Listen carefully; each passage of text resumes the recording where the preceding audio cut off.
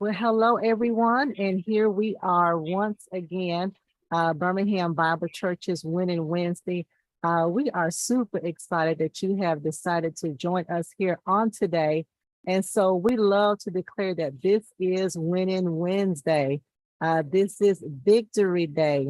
Back in the day, people used to call this Hump Day. I don't know if they still do or not, but it's not Hump Day. This is Victory Day. And so we are all winners in Christ Jesus. That's what this day is for, to remind you that you and I are both winners. And so welcome, Facebook. Hey, everybody.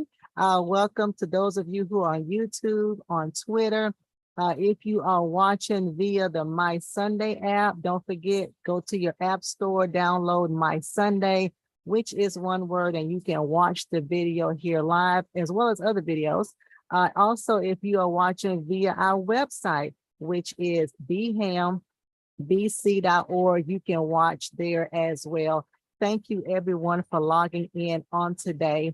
If you are new to this, we do this every Wednesday at 12 noon. This is where we are right here. We have different guests that come on to bring us different topics about different things, but those things are to empower us, to educate us, and to encourage us. And so we have a great time here just learning and sharing. So please do us a favor. Please share this broadcast. Please text somebody. If you are on Facebook, tag somebody. Well, how do I tag somebody? You put the little @ sign and their name, whatever their name is on Facebook, and you can hit enter and you can tag them in it. They can go back and watch it. Please tell somebody. This is some good information that is going to help each and every one of us here on today.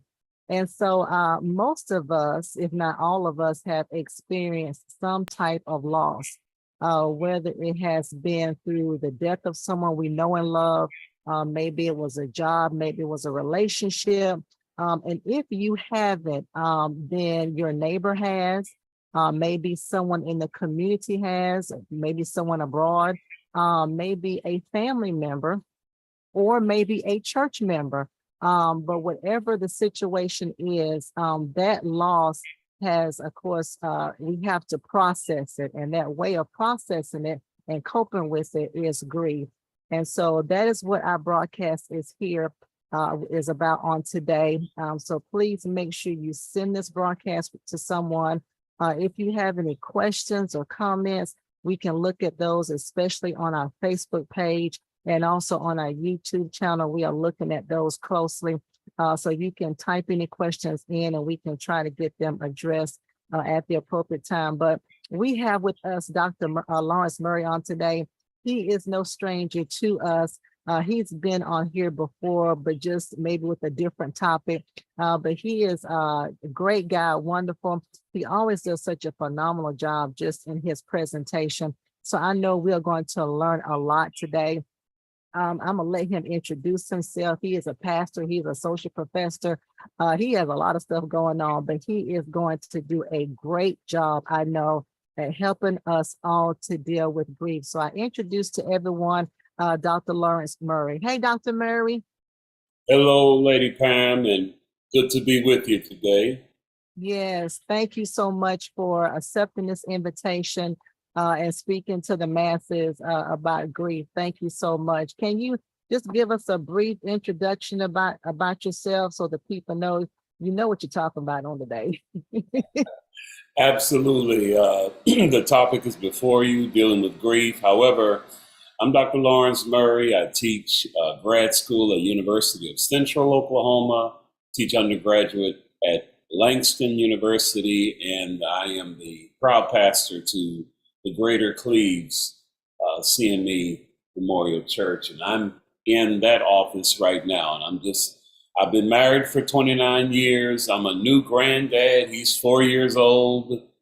And so there you have it. And I love the Lord as well. So Yeah, that's all we need then. That's all we need. So yeah, so let's go forward. So tell us about this topic of grief. great. I'm glad to be invited to Winning Wednesday. And of course, it's commonly called Hump Day, but dealing with grief is something that I believe is appropriate, especially over these past 2.5 or 3 years. Even if we didn't have, the COVID, Lady Pam and others, we still would need to deal with grief because, as you said earlier in the introduction, everyone has dealt with loss. And so let me go ahead and really work through this because we do want people to win. I even have a subtitle, Sobering Realities and Needful Truth. Because going through this, I want to be very specific with it because, for example, I had a loss of a father in 2002, a loss of a brother in 2013, and my mother-in-law, my wife's mother, died in 2021. Now, those who are listening and will listen can also pinpoint their grief spots. And we don't want to, before I even go further, Lady Pam, we don't even want to not think of people losing pets. I do want to say that so as not to be disrespectful. We know that it's not a human life. However, pets are inserted in those moments when we're dealing with grief, and we don't, get the impact of that dog, that cat, or whatever the pet is until they're not there, and especially when you have to put them down or things of that nature. That pet is usually may not talk, but those emotional moments and spots and things of that nature are significant. And so I want to begin just like this, if I can. Here we are. To just face the reality. Elizabeth Kubler-Ross is nationally known for her stages of grief. I'll allude to her, but I don't want to be all over the place. This is important that we have to face reality. I'll read this because it's important. The reality is that you will grieve forever. Let that marinate a little bit. And you will not get over the loss of a loved one. You will learn to live with it, she says. You will heal and you will rebuild yourself around the loss you have suffered. You will be whole again, but you will never be the same. Nor should you be the same, nor would you want to. A quick unpacking of that is a sobering reality, everyone. We want to, for example, not have the pain hit us, not have the emotions, the feelings. We'd rather them be a lot better. But they are a part of the healing and rebuilding that you will not get over. You'll get through. It's not getting over suggests that they were insignificant. I don't want to think about them. But you have that memory. And let me just say this, Elizabeth Kubler-Ross said it excellently, but sometimes you have to unpack it. Your memory is there so that when you heal, when you rebuild, those tears return to laughter. So for example, in the 3 segments, I remember my father. Now, it still hurts. Let's go ahead and face the vulnerabilities, because there was meaning. Like if I were to put my tie like this and tie a tie, it's no way I could think about it without thinking about my father. It's no way, because when I tie a tie, he tied it on me. And then you can just fill in the blanks about your mom, your dad, your uncle, and things of that nature. So guess what? Someone will say, man, that was 2002. Listen. The reality is I'm grieving forever. I still go back. Now, for me, and Lady Pam, this will be good for our audience and for preachers.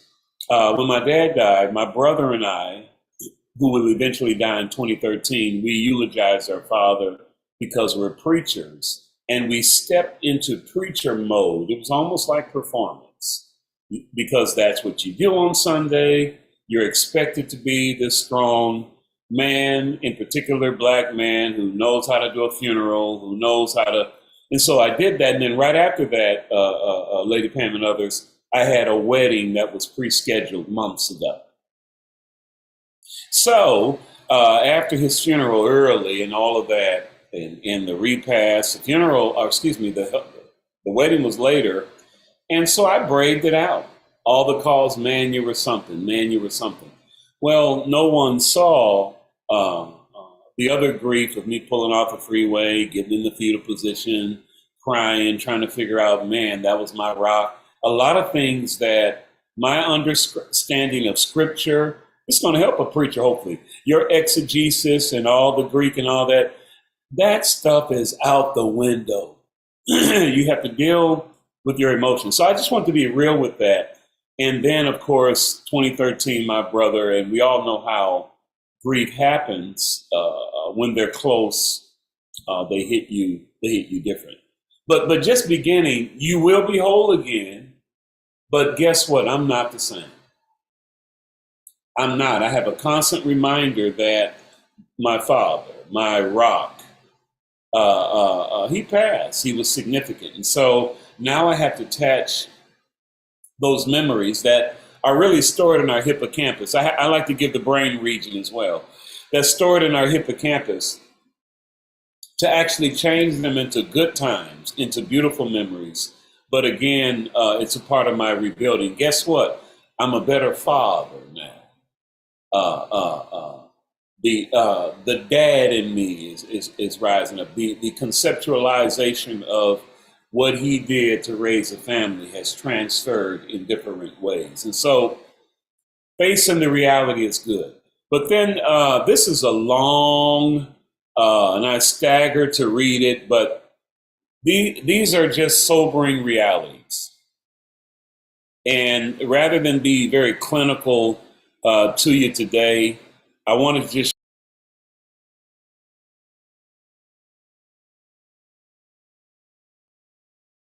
I can't hear you, Dr. Murray. I think you got me. sorry, I hit mute on That's accident. okay. Okay, so let me go back. I don't want to I staggered to read this, but this is a part of those sobering realities that if we face it, it's not really bad. And because it was during the pandemic, and I did kind of go over this one time with other groups, actually a school. And so Lady Pam, is quite interesting to fuse this with our pandemic, because grief is a natural response. So a lot of us knew the pandemic was there. I'm not minimizing that, but still people were passing, people were dying. The pandemic made us focus on the fact that, wow, they're actually dying from this. This is a reality. And so we had something to pinpoint this grief on, and then we didn't want to get it. As a matter of fact, man, true story, if my brother Rodney is looking at this, he got very sick, very sick. I'm the youngest of 9, so he's in his 70s. When I saw him in the height of the pandemic, it was almost like a cancer sentence. He's alive now, he's fine. But I grieved because I knew that during the coronavirus, the next step was, wow, if they can't speak and breathe, then it's death. So someone's looking, saying, look, I know all this, but then look very carefully. The pain of loss can feel overwhelming.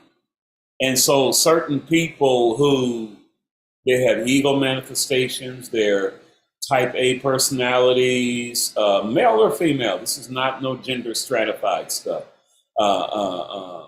has no bearing on it. Profound loss can cause a person to feel overwhelmed. And it's not just the lockdown, more than the fact of some people are negotiating what to do after the lockdown. So, but the lockdown has been one of the, and I call it lockdown, pandemic, but has been one of the things that teased out in individuals that, look, I really need my job. Some of it was loss of employment and jobs attached to their significance and things of that nature. So that's just a sidebar that we may visit at the end of this, because some people are dealing with grief because their job was their coping mechanism. And that's a whole different thing. But then lastly here, before we move even faster, is if you're coping with any level of loss, whether it's pandemic and things of that nature, moving forward is just that. And it has nothing to do with forget about it. It's a whole lot of acceptance. Moving forward is going ahead and letting it hurt. All the things that I'm mentioning is what we try to prevent. But in my estimation, it's always personal. What do you mean personal? I'm the youngest of 9. I watched all of us grieve different. At first, we wanted to blame Lady Pam. You know, sometimes you have brothers and sisters, they aren't crying, or they're not this, or they're not that. And y'all, that's a whole lot, another level, but everyone copes differently. Now, let's get to what I think will be extremely good. It will cause me to get out of the clinical base of grief and all of that and deal hard facts with what are myths and even facts about grief. I'll state the myth and then I'll label the fact so it can be very clear. And then there'll be some overlap with it. For example, Lord have mercy, the pain will go away faster if you ignore it. No, it will not. And someone says, this is weird to say. Well, they don't want to think about mom, it hurts. They don't want to think about dad, it hurts. They don't want to. And so I didn't even put in the middle of this what happens when the myth is believed, Lady Pam. Sometimes self-medication. And so if you see this cursor, that space in there is filled with, fail safes. And if you want to, and then things that can happen if you start thinking that, well, I'm going to ignore it. That if you ignore it in there, that myth and believe it, you'll replace it with something that is believable. That's what a myth will do. And I say that to clients individually. Some people don't know the psychological basis of behavior, that if you're going to ignore something, it is going to be replaced with some kind of self-serving bias. Please understand that. Someone says, it's just grief, I don't want it to hurt. I get it. It will be replaced. And that replacement is subtle.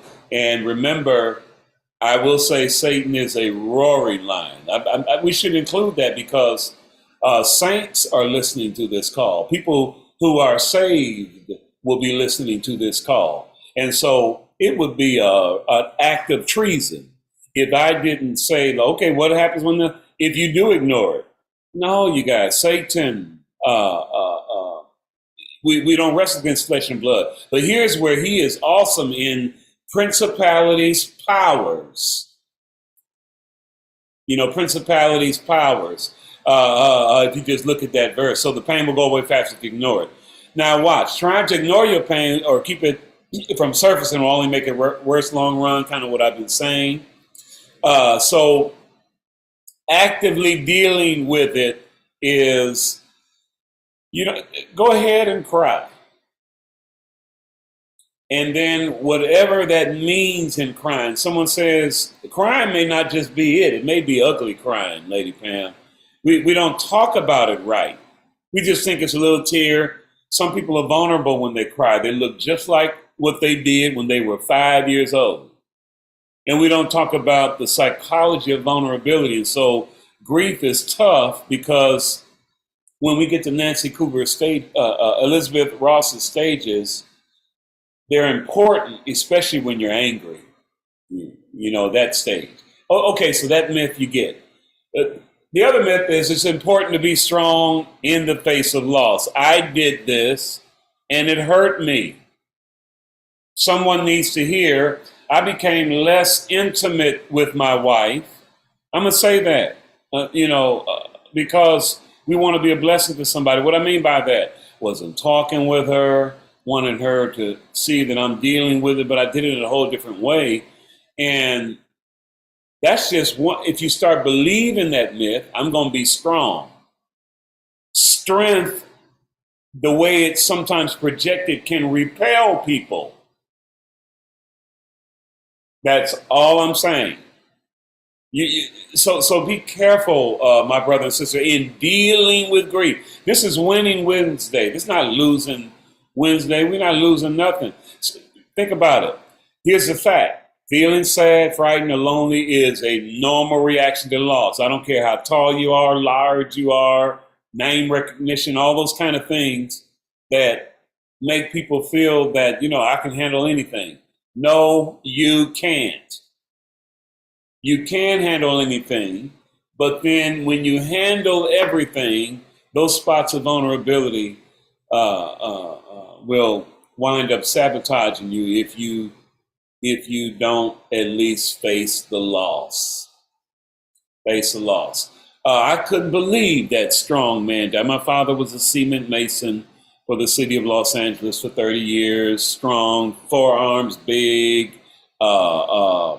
did real estate, Bible school teacher. It just wasn't so up in his 80s. But when that happened, someone says, well, haven't you seen other people die? It was my father. And then check it out. For you, it was mom, it was uncle, it was sister. And so yes, you're strong, but you're strong enough to let those feelings that they have with you show. So it's okay to cry. It's okay to cry. All right, myth. If you don't cry, it means you aren't sorry about the loss. That's some tough one. I've seen some people that wanted to cry and couldn't. It wasn't there. And like, what's wrong with me, Dr. Murray, and all of that? You know what I would say? Literally, I don't know everything. I really don't know. I don't know. That doesn't mean you're not sad. You could be processing it. They're feeling guilty like, doesn't mean I don't. And, I can't answer those questions, but here's the fact. Crying is a normal response to sadness, but it ain't the only one. That's what freed the person up that I talked to, Lady Pam. Just that one sentence. They're saying, what? No. Sometimes you have to sit there. One of the stages is acceptance. Like, wait a minute. And so that doesn't mean you don't feel. And that's the same way I was telling my brothers and sisters. My other brother, Antoine, just real somber, wasn't saying a word. You know, we were all there with the body of my brother in 2013. Like, wow, you know, it's 6 boys, and God ain't going in order.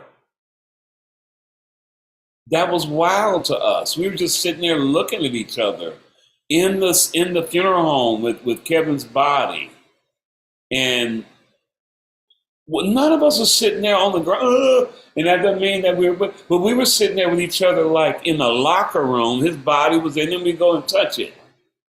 I'm being serious. And it's like that we were sorry. It was like, man, not him. We started talking about our lives. Y'all got to hear me on this. We started saying, look, if anybody was to be alive, it was him. I'm the one that did this. He got me out of this jam. He got me out. He was the best brother, and we were the wickedest. That's what we said.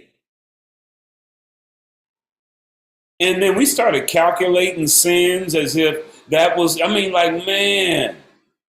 And y'all, and what was happening, well, all I'm trying to show you is we were feeling it. We just weren't trying to wipe each other's tears. We were talking real talk, his life, his laugh, and things of that nature. So don't judge yourself if you don't cry. You will. And if that's just important to you, to push those tears out, I just want to let you know that may not be, that's a myth. And that doesn't mean you don't have tear ducts and things of that nature. Okay, grieving should last about a year. I don't want you to hurt nobody on this. If you see this sentence and they say, it was last year, don't hurt them and don't kill them. That's the most offensive thing you could ever say. It's the same offensive thing that you could say if someone, Lady Pam, was to have trauma. And you would judge a woman if it's like, oh, it didn't happen 2 years ago, you want to knock them in their mouth. Because anything you experience, you happen. The reason why I'm saying this, I'm not getting mad. I'm just simply saying, like, if you experience something, whether it's trauma or in grief, you experience that acutely, ACUTE. So you have to have the right stuff to deal with it.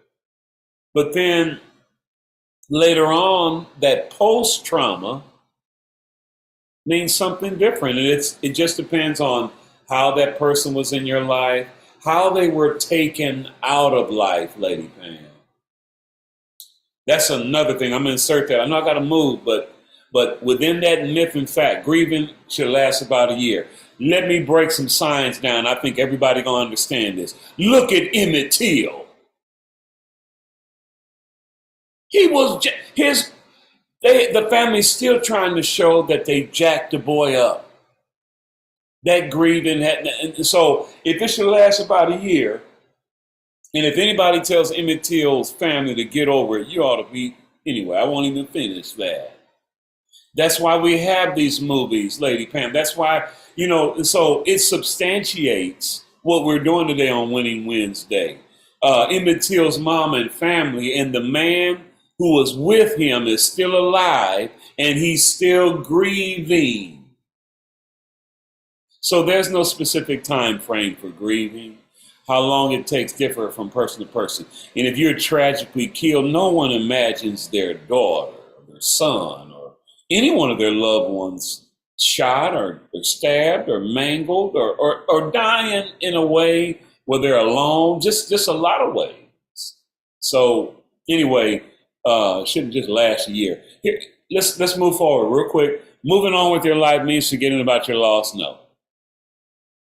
So, Lady Pam, this could mean I don't want to sell the house. I don't want to take the picture. I can say a lot of things about that. I don't want to unpack the clothes. Or my sister, Linda Murray, when my brother James Murray passed, every day I wear something. He was an avid worker. He worked out. He worked out, Lady Pam. He ran the Boston Marathon, the New York Marathon, the LA Marathon. And guess what? His wife sent everything athletic to me. See, some people think, why you working out? I don't have any vanity to this. My brother Kevin, everything he ever wore in marathons, I didn't do that, but his wife sent me everything athletic in a giant box. So every day when I go to the gym, I have that. I'm not forgetting about the loss, learning to celebrate it in different ways. So you can accept the loss. It's just not the same as forgetting. It's not the same as forgetting. If you say you're married and you're looking at this, look, I get it. My wife and I right now, like I'm gonna say this right now. I don't know if I have the stuff to get married again. Someone says, "Oh, that's premature." I just may not have it. I don't know how to date and all of that again. And then not only that, just the memories of that, and then I can say a lot of other things in depth about that. But that doesn't mean I won't move on. That doesn't mean that Cynthia won't move on. And so anyway, really interesting. Really interesting. You can move on. Now, almost there. I just wanted to give you those facts and those myths. But in grief, I want to just lay it right out here in these 7 bullets. There were more. Face your feelings.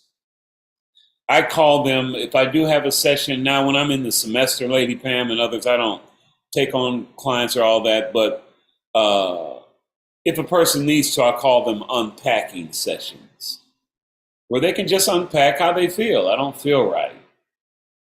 And especially for grown men, they don't want to feel weak and wimpish and so on and so forth. And so, if you're an authentic man and you just say, hey, I'm feeling kind of crummy, man. I thought about my dad. It almost lowered my day and da-da-da-da.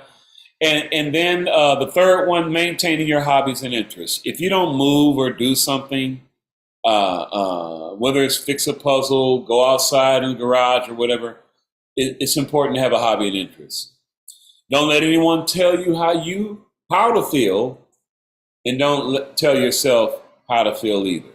So meaning if you feel as if you need a moment to grieve in your way, don't try to step over it. This maybe relate more to anxiety, but plan ahead for grief triggers, also for anxiety attacks as well. But that talking about mom, talking about dad, or going around this particular store, it may be fresh. It may trigger you. So be prepared for. I've had to do that. Kaiser Hospital in Los Angeles. Look, I'm going to say it. I drove by there down La Cienega, and that's when my father died. I just figured, oh, man, hey, I'm dry. I looked at that. I lumped up. It just, boom. And that was where my brother said, hey, man, Pops died and all that. So again, there are triggers. There are things that are going to remind us. But I want you to hone in that it's not going to go away. Now, let me say this to the Christian, because you might be saying, well, this is a preacher and he ain't too positive. Don't play with me. Don't play with me on this. Let me tell you who knows this. The Bible says that Jesus Christ was acquainted with sorrow and grief, like acquainted with it. It was a part of his whole journey to redeem you and I. As a matter of fact, if we were to get into the core of the gospel, so just know that we can do the very same things. Look after your physical health. I'll move forward on a prior one. If you go back to Winning Wednesdays with James Mason III and Lady Pam, you will see how we did something on self-care. I remember that. And when those deaths happened, I ramped up, and my wife allowed me a spot to take care of my physical self, to where it won't seem selfish, and I can go to the gym and have some physical goals. And that's how I grieve. so it won't sound like all these are just bullets. I grieve through self-care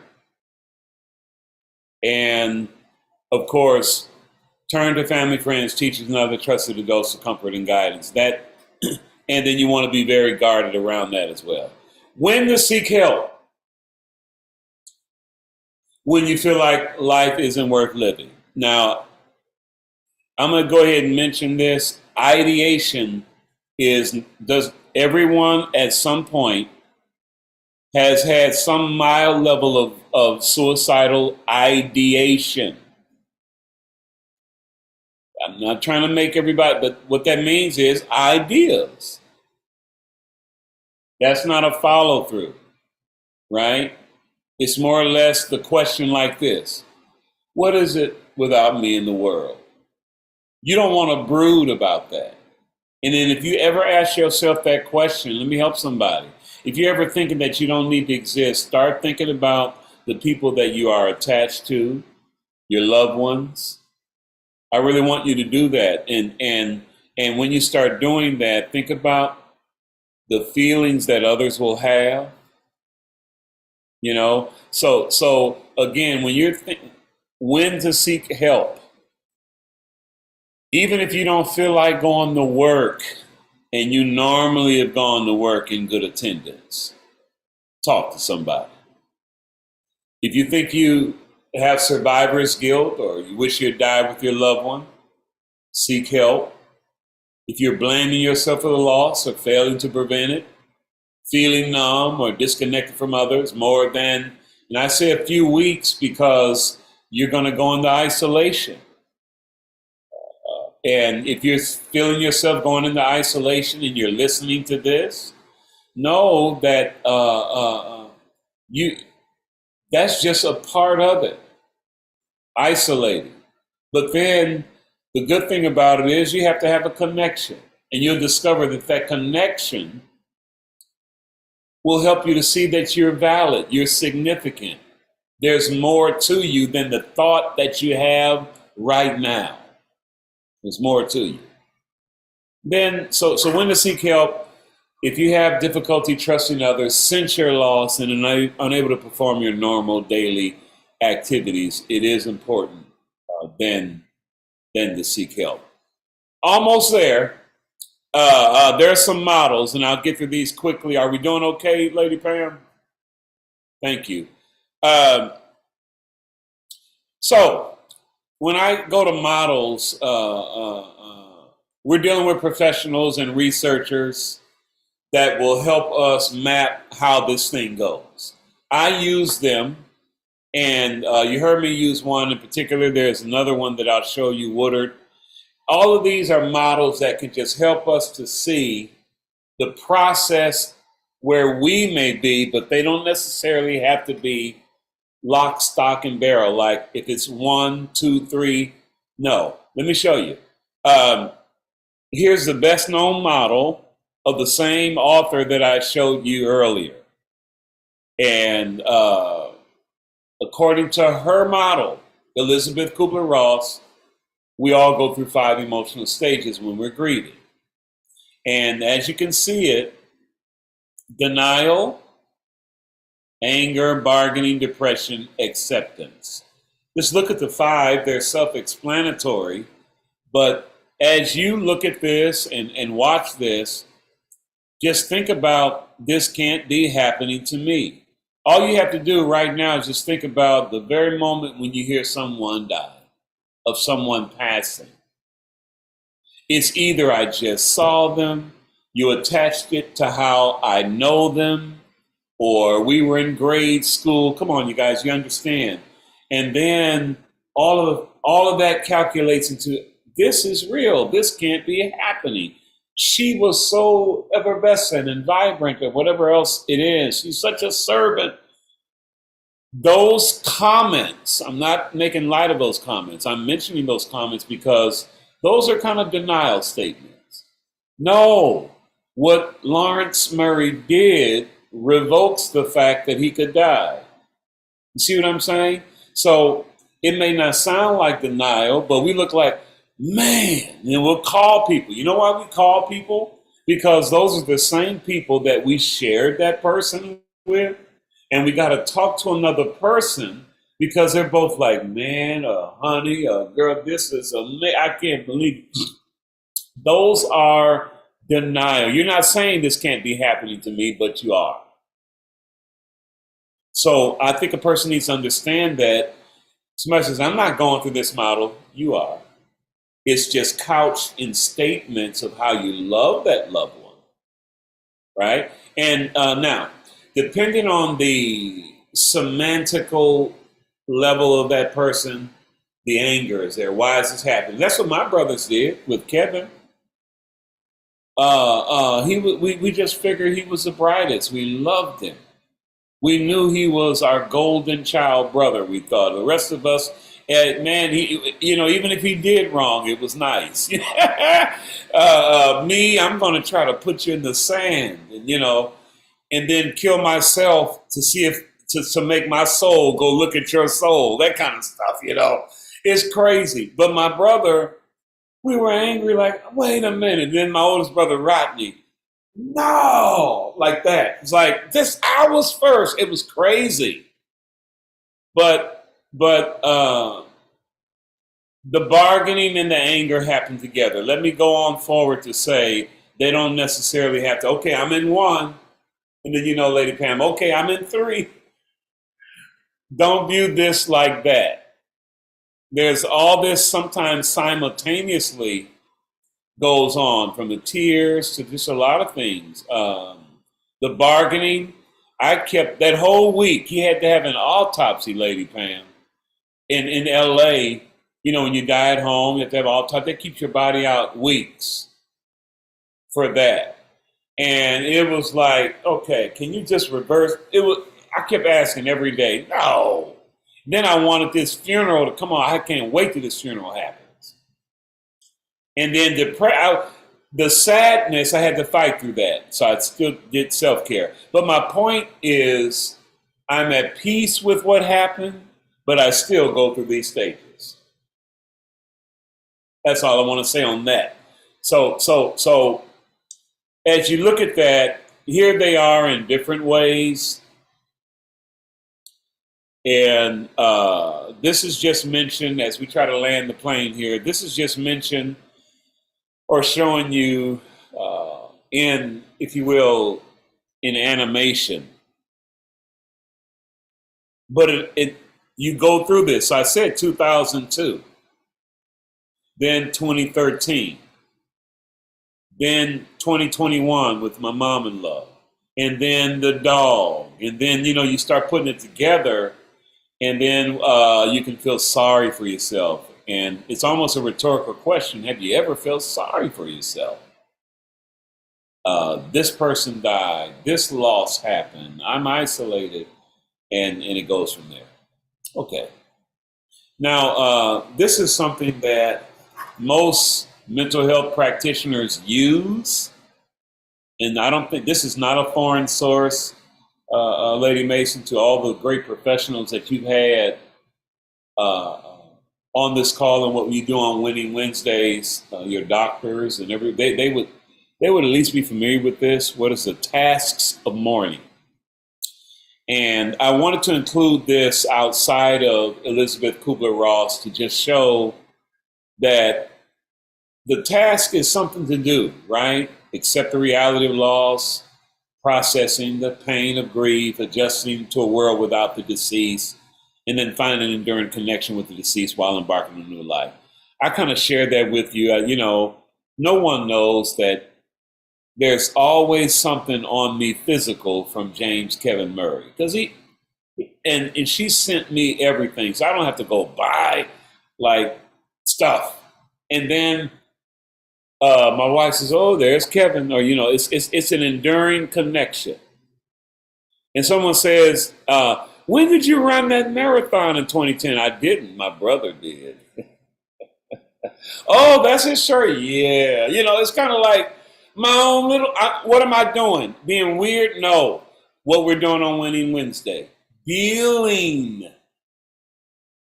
Let's not be afraid to deal with grief and then the way we deal with it. And so here is what James Worden says in the task of mourning, and then to give it what you can do. So here's the task one that happens, a sense of unreality when someone dies, or we struggle to process of what happens.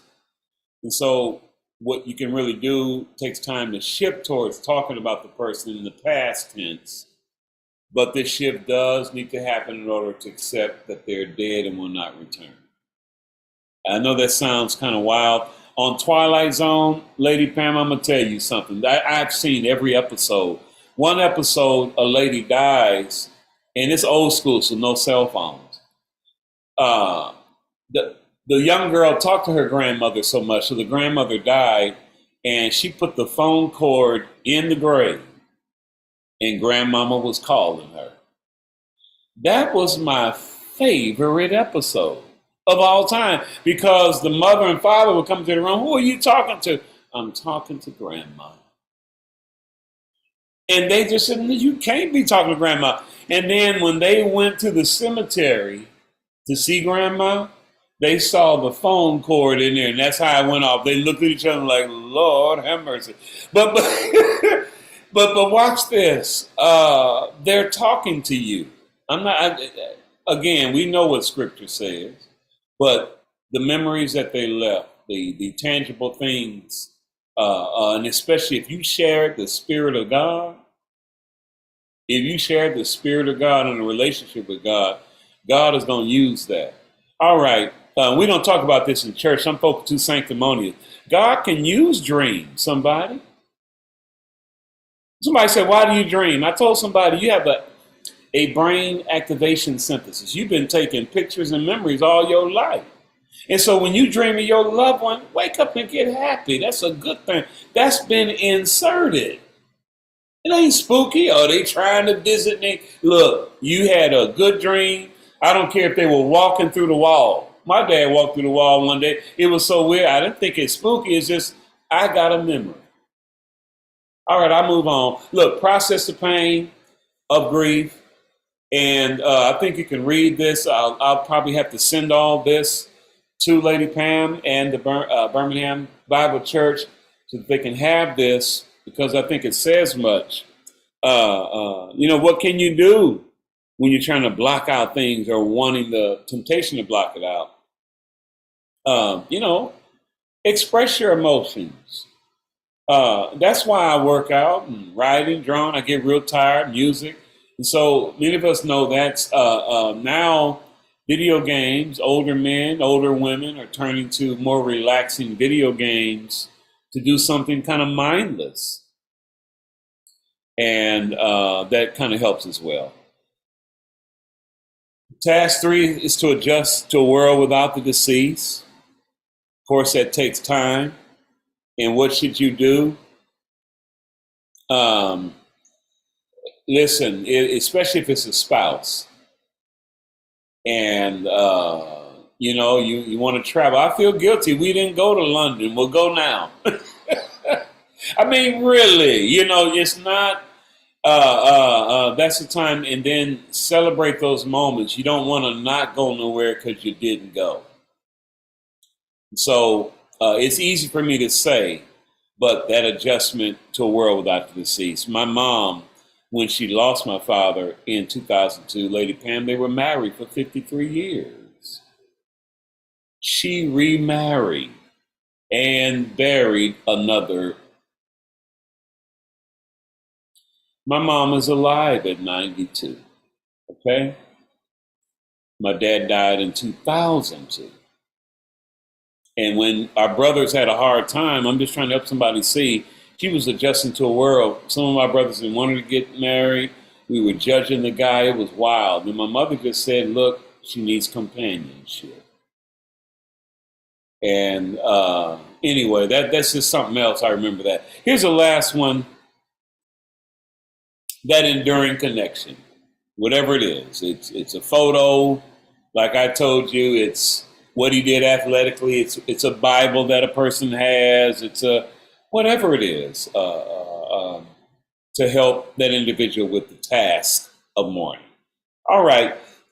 And I told you models, sharing with you models. According to this model, we experience grief as a dialogue between pain and hope. Um, this has been excellent for me. And so, sometimes we think and feel our loss, and other times we focus on restoring our lives back to normal. And it's kind of going back and forth because the first word under loss oriented is called grief work. That's what it is. It's not going to be easy for everybody. Think about the 5-year-old as opposed to the 18-year-old that loses his or her parent or brother or sister.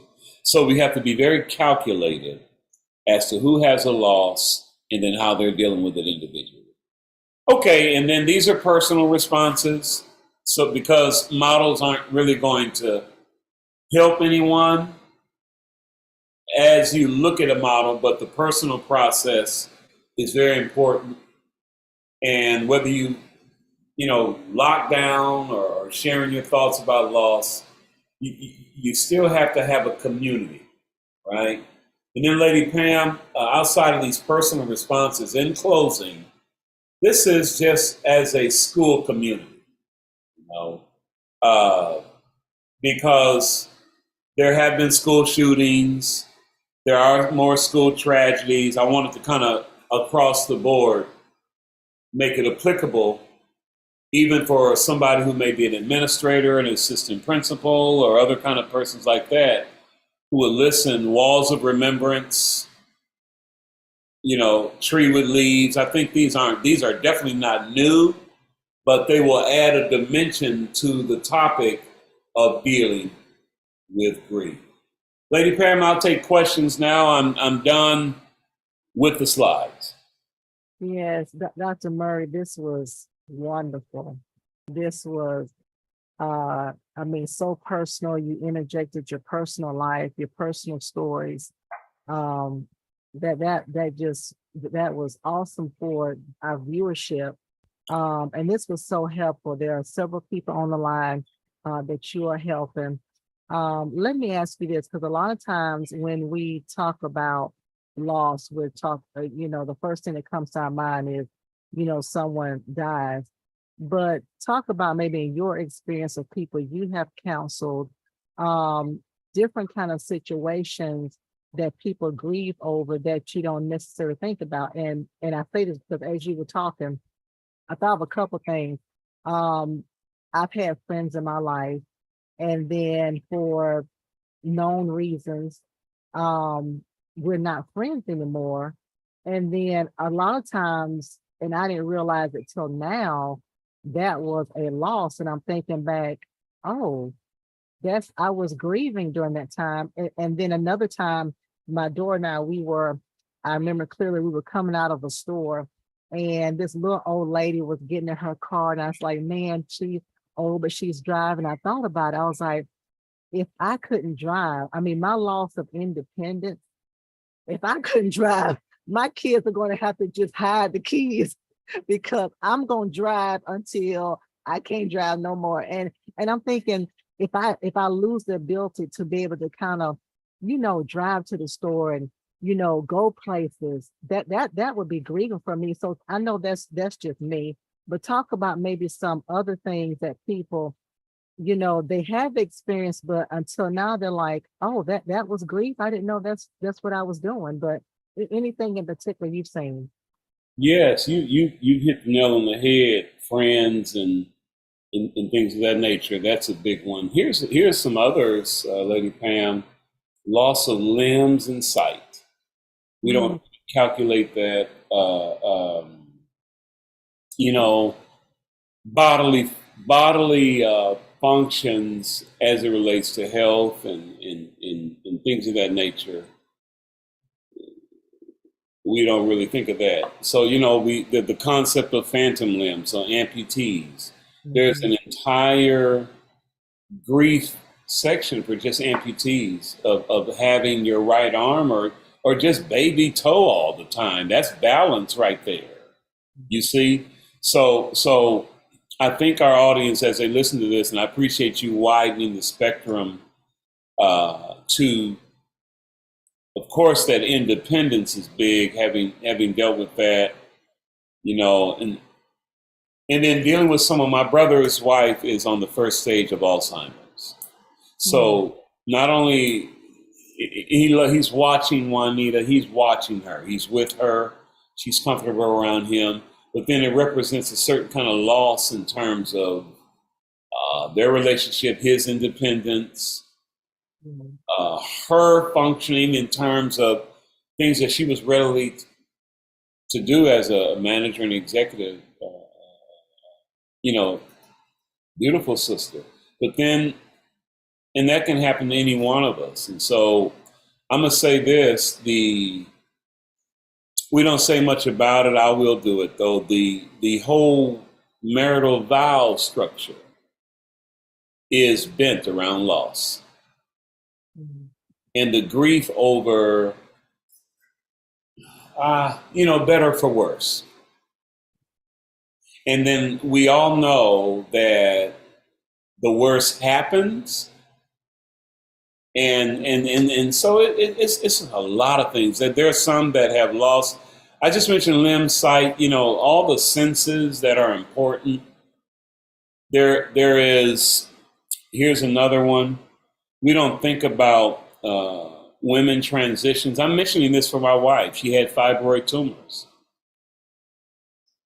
and she immediately became a repository and a support to other Black sisters in the church, who were experiencing that. Black women experienced that, but just the whole emotion around that, mhm, and recognizing that you don't want to think of this loss, but then that does fit in the category of that. So we got to be more detailed in grief when it deals with physical loss, and a lot of things like that. So, and I think the same stages occur yeah. as well. Yeah, because I didn't think about that in the case of your wife. She was losing maybe losing her health. Her health was maybe not, the way it should have been. And so yeah, that's another loss as well. That's good. Let me ask you this. So a lot of times when people are grieving, um, there are a lot of symptoms. There's a physical symptoms. I'm sure people are acting a certain way. And maybe if I'm the person that's grieving, I don't see that I'm grieving and I don't see that I am handling it inappropriately. How can people realize, hey, so and so is doing this, that, and the other. That's not like them, and let's get them some help. What are some symptoms that you've seen of people? Besides, my husband says this all the time. Besides, on good times when Florida Evans, drops the bass after because she's just going around like everything is fine and yeah, Mom, I'm fine, I'm good, and she drops the bass because she hasn't gone through the stages. And hasn't done what she's supposed to do mentally. But what are some symptoms we can see in people who may not be processing or in ourselves? A lot of busyness, and I love every episode of Good Times too. A lot of busyness, back and forth, room to room. Um, I noticed that in myself, to be transparent, when my brother passed. At home, all the food was arriving, everybody's there, but a lot of antsiness in yourself is a way of dealing with it, not being able to be still in many cases, Mhm, those are things. Um, Self-medicating, and it just depends on what that person chooses, but it's going to be different for every person. Some people mask grief. mhm, And so you'll have to know if that person, like if he's lost or she's lost someone significant, your relationship with them will perhaps dictate that. Because you'll know them as being this or that or chipper or up or down. And so you'll have more of an inroad to approach that person. you know. And so you can say, man, how you really doing? Just really tell me all about it. I remember doing that to a friend of mine. He was just able to just like, whoa, boom, boom, boom, this much, boom, boom, boom, and go further because of my relationship with it. So that question sometimes is predicated upon if you really know that person and you know that there's a little difference and you want to kind of see them through it. That's good. That's good. Um, one of our viewers, I'm just going back to what you said about the health issues. Somebody said a mastectomy. I guess, yeah, because that's loss of a breast or both breasts. Yeah, yeah. So whenever you lose someone, divorce, of course, we know about that one. That's a loss of a significant other. And Uh, we don't even talk about there's another one, um, erectile dysfunction. I was going to say, as men age and they take, like say for example, between 60, if you're taking blood thinners or high blood pressure medication, I'm not saying that's for every man, but mhm, there is this testosterone loss. mm, We always deal with estrogen and everything. No, let's balance this out with andropause and the I don't want to call it. It's not a midlife crisis, getting a Corvette. That's not it. It's more or less dealing with every man in his 40s. You're going to have to go to a urologist. That's just a reality in colonoscopy. And so in those dealings, especially if a person's assessed with high blood pressure, I'm just talking about our black men, referring to the research. A part of the side effect of some of that medication is just that depression, downness, different thoughts about where you are in life and things of that nature. And then grieving the fact that you're not that virile person and stuff like that. That is the case. mm. That's good. Never thought about that. I was thinking as women, sometimes we lose our estrogen and there's more testosterone in it. Y'all got to deal with that.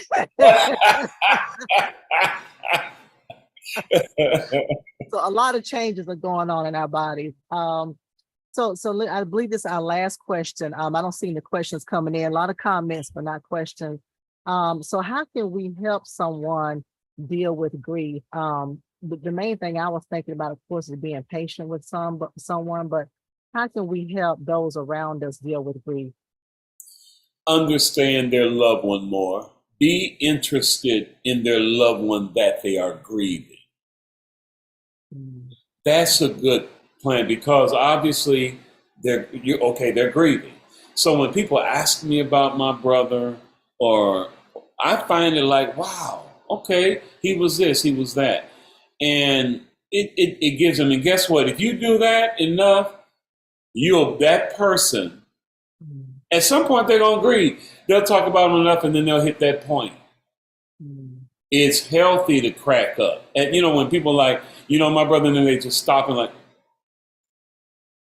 that right there is when you say, let's go on, let's go over here. And then I've done that, man. Get on and do what you got to do. Because this ain't going on Facebook, Sports Illustrated, or Instagram, and we doing life together. So for the church, this is our mandate, man. This is our mandate. That and the only reason is because this grief is accompanied with a resurrection. Here's what Jesus said that I try to hang on to. He was late to his friend Lazarus. You know this story. It's one thing he said. Every preacher preach it, but I've been scared to kind of look at, but I've been looking at it lately. Jesus said, when he said, if he would have been here, you would have been here, my brother would have died. He said this, he's dead, and I'm glad.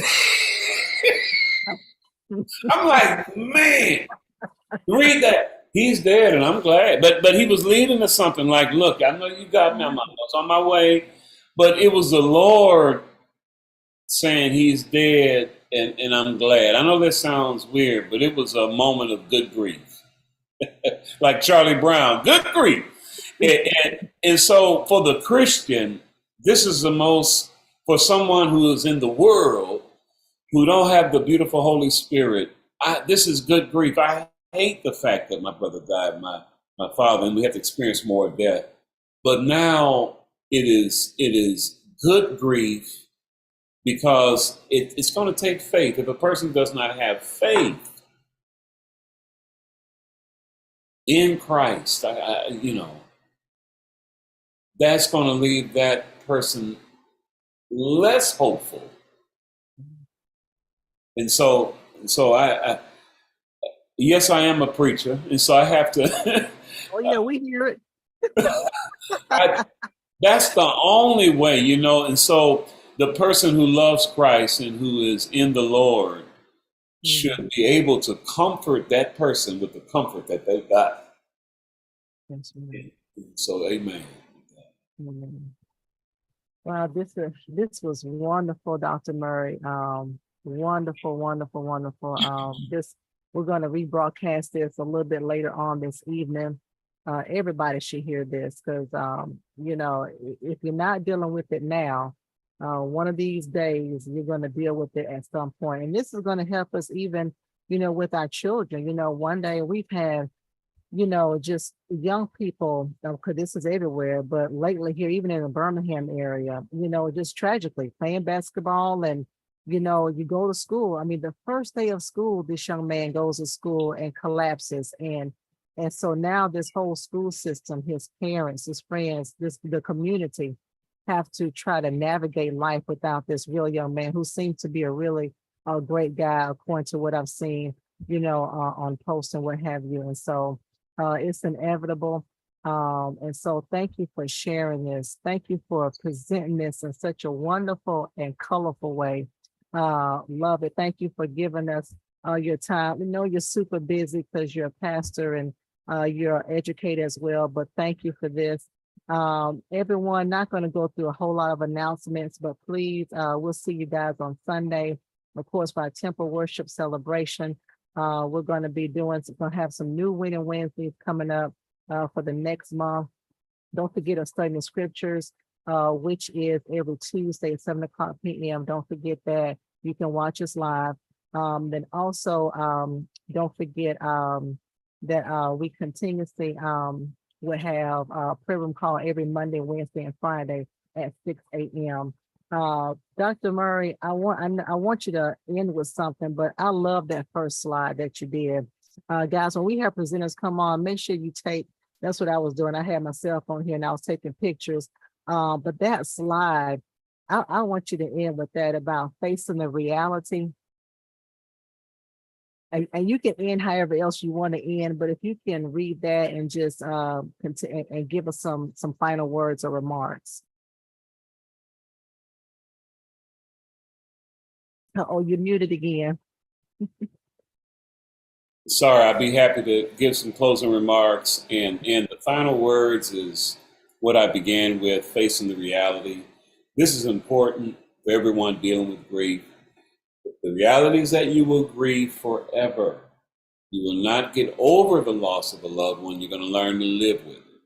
You will heal and you will rebuild yourself around the loss you've suffered. You will be whole again, but you will never be the same.